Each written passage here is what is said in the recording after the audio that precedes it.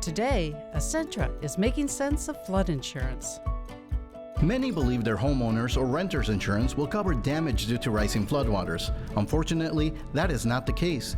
Usually the only flood damage covered by most of these policies is in cases where a pipe bursts or if your roof is damaged by a storm and water enters your home. Flood insurance specifically covers damage resulting from rising floodwaters, protecting your finances and providing peace of mind.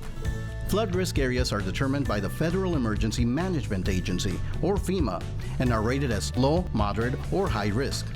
According to FEMA, more than 20% of flood claims come from properties outside of high-risk flood zones.